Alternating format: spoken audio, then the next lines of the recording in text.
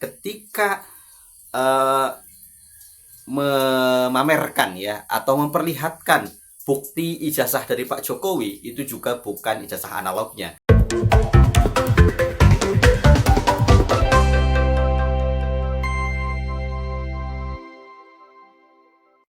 Assalamualaikum warahmatullahi wabarakatuh. Bareskrim Mabes Polri sudah mengumumkan hasil gelar perkara khusus terkait tudingan ijazah palsu Jokowi pada tanggal 9 Juli 2025 yang lalu, di mana hasilnya adalah Bareskrim tetap menghentikan penyelidikan terkait laporan yang dilakukan oleh tim pembela ulama dan aktivis pada tanggal 9 Desember 2025. Artinya, gelar perkara khusus yang kemarin digelar hanyalah legitimasi untuk kemudian menguatkan putusan Bareskrim Polri terkait laboratorium forensik terhadap ijazah Jokowi pada yang diumumkan tanggal 22 Mei 2025. Dan ya, dengan mengatakan bahwa apa yang diteliti oleh Roy Suryo dan kawan-kawan merupakan data sekunder, bukan data primer.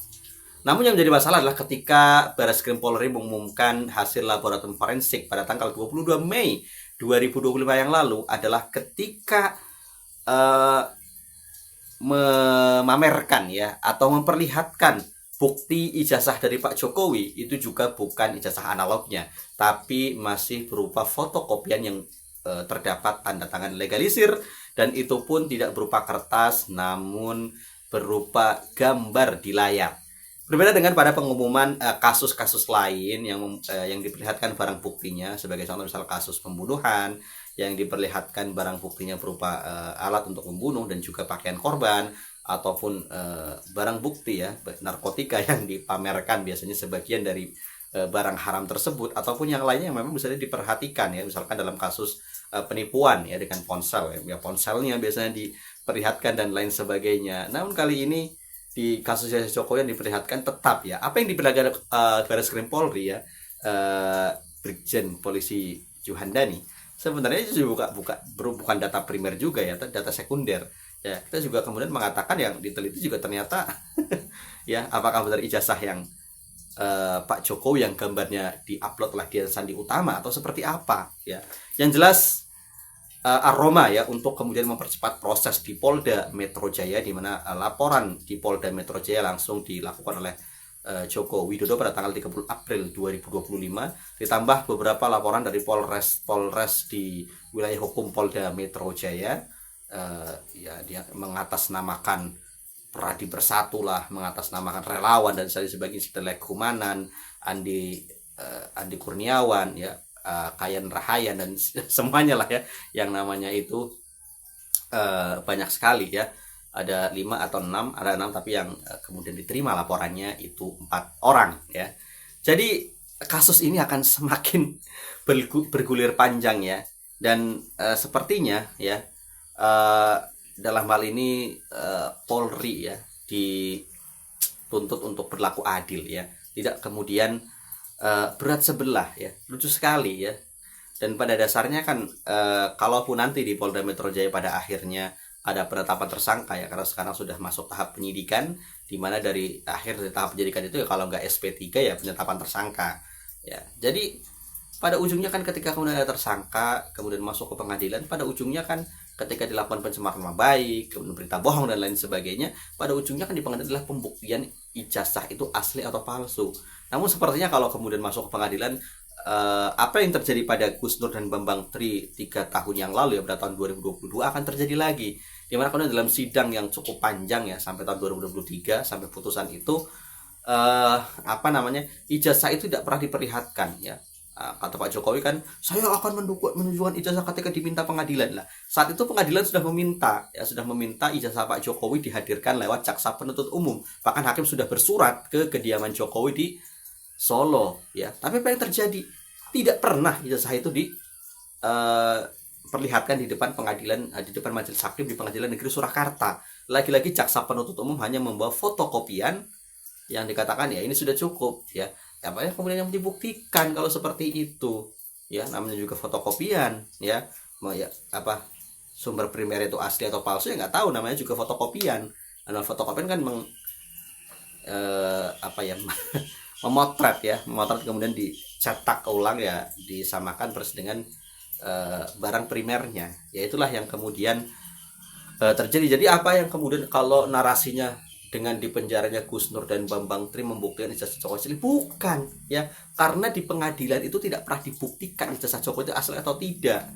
Yang kemudian juga menghukum Gus Nur Bambang Tri itu kan dianggapnya berita bohong, menyebar kebencian dan lain sebagainya, tuduhan-tuduhan itu. Dan terkait berita bohong itu pun juga sudah dicabut di Pengadilan Tinggi Semarang ya, ketika Gus Nur dan Bambang Tri melakukan banding, dan ternyata bandingnya diterima ya, dari kemudian hukuman 6 tahun menjadi 4 tahun.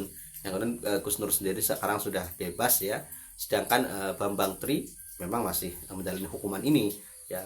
Dan kenapa ya? Karena Bambang Tri itu bisa dikatakan orang yang paling getol sejak tahun 2016 ya, ketika pertama kali ya tudingan terhadap ijazah palsu Jokowi itu muncul ya tahun 2016 ya, ketika kemudian Bambang Tri merilis bukunya Jokowi Undercover ya, sang pemalsu jejak, sang pemalsu identitas ya, yang kemudian membuat Bambang Tri ini dipenjara yang pertama kali ya, sampai kemudian bebas sekitar tahun 2021 katanya.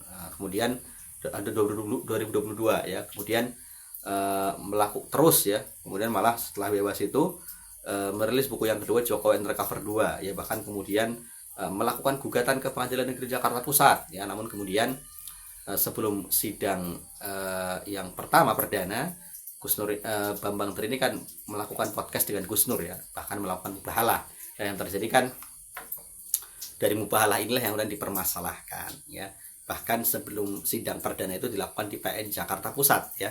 Dan akhirnya yang terjadi karena Bambang Trinya itu di penjara, ditangkap, akhirnya pihak pengacara memilih mencabut gugatan ya. Dan pencabutan gugatan itu bukan berarti kalah, karena belum masuk pada pokok pembahasan perkara ya, artinya baru pada tahapan awal ya, yang kemudian kalau dicabut itu nilainya kosong-kosong, artinya ya tadi suatu saat diajukan kembali masih bisa kan. Buktinya kemudian kemarin diajukan kembali gugatan oleh Dr. Muhammad Taufik di Pengadilan Negeri Surakarta, walaupun pada ujungnya adalah hakim memutuskan tidak berwenang mengadili perkara tersebut ya. Jadi sudah ditebak ya, dan itu Dr. Taufik tidak percaya ketika kemudian dalam sebuah diskusi saya mengatakan nanti pada ujungnya apakah bisa hakim menolak ya. Dr. Taufik sudah yakin, tapi ternyata pada ujungnya sama ya. Hakim mengatakan tidak tidak menerima atau kemudian tidak berhak mengadili perkara ini.